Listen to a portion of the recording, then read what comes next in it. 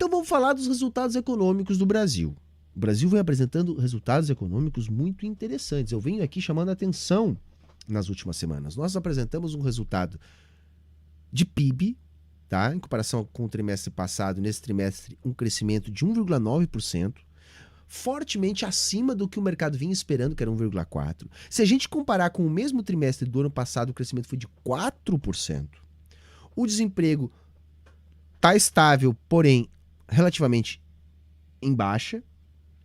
O aumento que se tinha de pressão inflacionária sobre os serviços, que vinha ainda preocupando as maluquices da cabeça do Campos Neto, também recuou. Então há um resfriamento nesse setor. E agora nós tivemos dados na última semana da inflação. Se juntando aos dados de câmbio, nós batemos na semana que passou com o dólar abaixo de 4,90. Abaixo de 4,90. Então a gente está tendo um dólar em forte queda, a moeda brasileira que mais se valoriza, PIB em aceleração, a inflação que ainda tinha alguma movimentação ligada ao setor de serviços também freando, e isso pode ser um mau sinal, que é onde eu quero chegar, e agora o dado de inflação, que é basicamente esse dado aí que está na tela para vocês, gente. Deflação, 5,49%. Então veja, aquele movimento de desinflação que a gente já vinha sentindo foi se agudizando, chegando a esse dado chocante de menos 5,49%. Se a gente olha nesse dado em perspectiva, fica ainda mais grotesco. Nós temos a maior deflação desde 1945 no Brasil. E por que, gente, que eu não vejo isso com bons olhos? Porque a estratégia do Banco Central era manter uma taxa de juro absolutamente achacante, extorsiva, a fim de matar a atividade econômica no Brasil. Então vejam, o break que a gente teve no aquecimento da recuperação do setor de serviços, a tal inflação de serviços, pode ser um sinal de que esse juro já está fazendo efeito no sentido de frear a nossa atividade econômica. Porque o ambiente ele é muito favorável para a nossa economia. No plano externo, já houve um rearranjo das cadeias globais de comércio, que se estabeleceram depois da bagunça da Covid e da bagunça da guerra da Ucrânia. Já está havendo um novo ciclo de expansão, agora com redução da elevação da taxa de juros nos Estados Unidos. Então os países já entraram há algum tempo numa rotina de gastar. Entretanto, para segurar a inflação, vinham com taxas de juros elevadas. Encerrando o ciclo de taxas de juros elevadas, ou pelo menos de elevação de taxa de juros, com retomada do crescimento da China, com retomada do desenvolvimento dos países centrais a partir dos investimentos públicos e fim do ciclo de elevação de juros, o ambiente externo para os produtos brasileiros fica muito bom. Então nós temos aí um dado positivo no mercado externo para a nossa economia que está fazendo com que esses dados sejam bons. A nossa inflação, ela estava absolutamente fora de lugar, gente. Ela era basicamente produzida pelo desarranjo das cadeias globais de produção, Covid-19 depois guerra, e um choque de custos, petróleo e câmbio. O que aconteceu? Passado o desarranjo das cadeias de comércio, mudado o PPI e acabada a pressão de câmbio, houve um forte processo de desinflação que atingiu combustíveis e câmbio e que valorizou os nossos produtos da balança de comércio externo. Aliado a isso, na PEC da transição, nós tivemos uma autorização para gastar, coisa de até 6% do PIB nesse ano. O que a gente tem? A gente tem um ambiente propício para a retomada da dinâmica da nossa economia. Só falta um detalhe, que não é tão pequeno, porque é muito importante: a taxa de juros. Uma extorsiva taxa de juros que está dando, sei lá, mais de 5% de juro real. Né? Com os dados que a gente está tendo de inflação, vai ficando ainda mais grotesca a nossa taxa de juros, o nosso diferencial de juros. O que eu estou querendo dizer? Se nós não tivéssemos o Campos Neto trabalhando para piorar a retomada do desenvolvimento da economia brasileira, nós já estaríamos com a economia caminhando a passos largos. A economia já está andando. Já está andando. Por quê? Porque ela vinha fortemente deprimida há muito tempo. Toda a economia global foi deprimida pela Covid-19. Então houve uma depressão, houve uma estagnação. Depois de toda a crise econômica, tendencialmente no capitalismo, o que a gente tem? Um período de forte recuperação. Foi o que a gente viu em praticamente todas as economias do mundo. Essa forte recuperação não veio aqui no Brasil. Por quê? Porque o Brasil gastou muito menos que as outras economias, vinha com um choque de juros muito forte, com alguns indexadores na economia produzindo um efeito inflacionário muito alto, basicamente PPI dos combustíveis, além do que uma pressão de câmbio que também nos atingia por causa de um juro biruta, que saiu de muito baixo para muito alto, ao passo que o governo não gastou o necessário para evitar o pior da crise da Covid e tirar mais rápido o Brasil do atoleiro.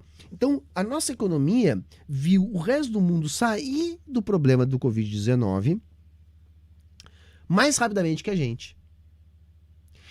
Então, mantendo uma demanda reprimida, que agora está soltando.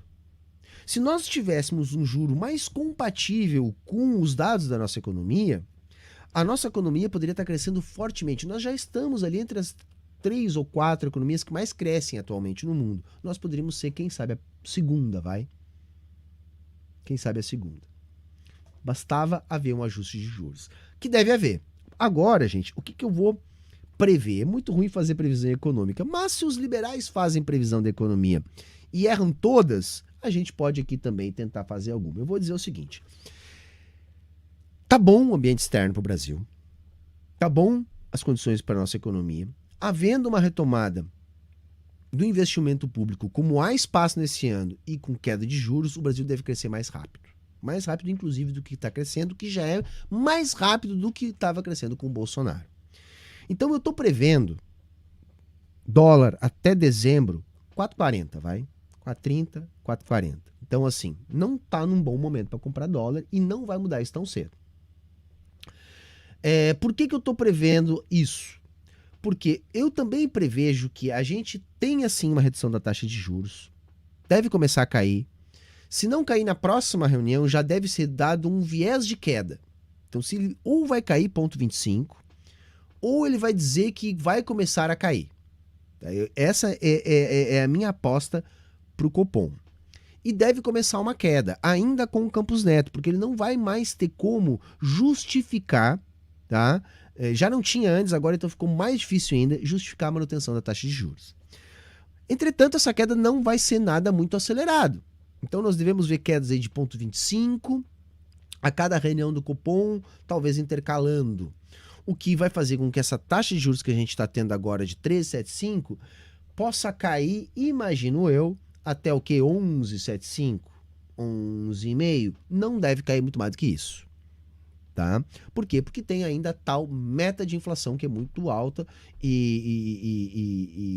aliás, muito baixa, né? Muito difícil de atingir, e aí então o Copom não deve baixar muito a taxa de juros por causa da meta que o governo já deu indicativos de não querer mudar.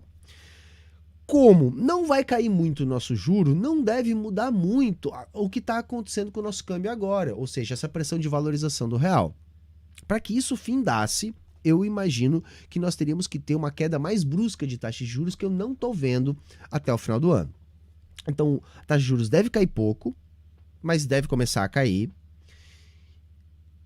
E o ambiente externo deve fazer com que o dólar continue caindo devagarinho, às vezes dando uma subidinha, mas em geral caindo. Não está num bom momento para comprar dólar. Então eu prevejo uma forte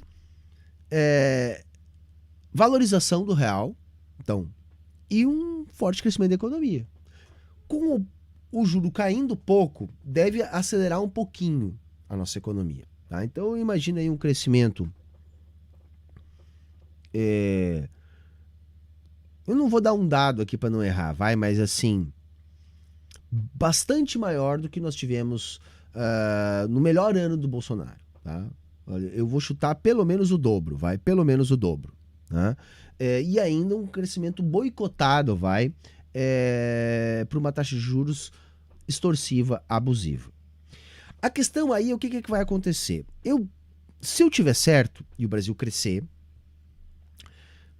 forte, entre aspas, esse ano, e a regra do Haddad estiver valendo, o que nós vamos ter para o próximo ano? Nós vamos ter 2,5% para gastar do PIB. Talvez um pouquinho mais, Talvez um pouquinho mais.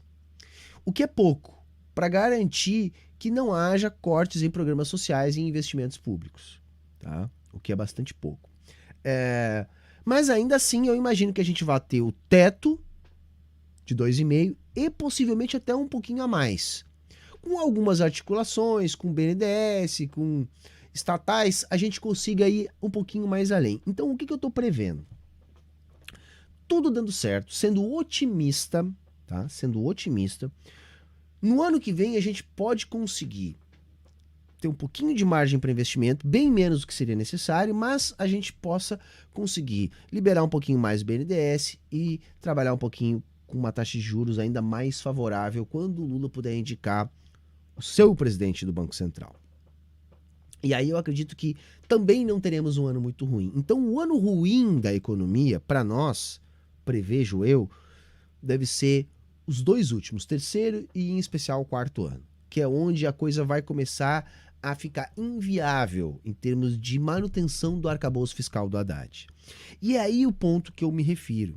Pode ser uma aposta do Lula. Se nós conseguirmos ter 2 anos agora de crescimento, de retomada do emprego, da renda, de retomada do Brasil em termos de protagonismo internacional, de recuperação da indústria, enfim, se o Lula conseguir reverter o ambiente político a partir de crescimento econômico, ele consegue o apoio político no Congresso que ele quiser para discutir novas regras fiscais daqui para frente. Por quê? Porque no terceiro e quarto ano do seu governo, mantido o arcabouço fiscal, ele vai ter pouco dinheiro para gastar para manter as estruturas mínimas de funcionamento da máquina pública e para manter suas promessas de campanha. Então eu estou apostando que, se tudo der certo, se for realmente uma aposta ambiciosa para acalmar os ânimos do mercado, dos deputados, e tudo dando certo, com o Brasil crescendo, sei lá, 4%, 3%, aí em 2 anos, com números desse tipo, isso pode dar um capital político para o Lula tentar mexer ali na frente. Isso seria criar uma expectativa que eu não gosto de criar com o Lula. Por quê? Porque geralmente quando a gente cria expectativa, a gente se frustra. Mas isso é, como eu disse, uma perspectiva otimista. Numa perspectiva realista, né, não teremos um crescimento tão forte, não teremos tanto capital político e não teremos nova discussão dessas regras fiscais no terceiro ou no quarto ano de mandato do Lula, o que dificultaria bastante a manutenção do projeto político do PT e que poderia municiar a direita no retorno ao poder. E a previsão pessimista é o crescimento vir fraco, a base política, que já é frágil, se desconstituir ainda mais, a popularidade cair, e aí sim nós chegarmos na próxima eleição num ambiente de terror e pânico.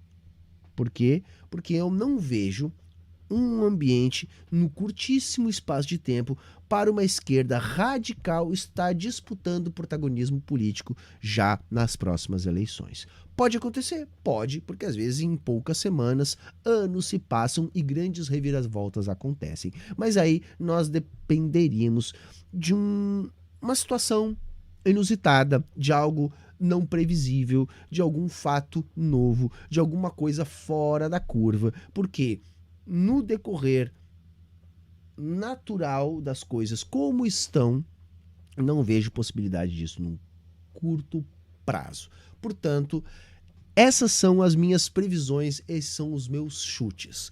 Esse ano a economia deve crescer forte, dólar deve cair, juro deve cair, porém, pouquinho, devemos ter alguma retomada de renda do emprego, porque tem espaço para gastar, ambiente externo está favorável, o próximo ano deve ser pior do que esse, mas ainda não deve ser uma catástrofe, e o bicho deve pegar mesmo no terceiro e principalmente no quarto ano, que é quando nós teremos mais visivelmente os efeitos do novo arcabouço fiscal.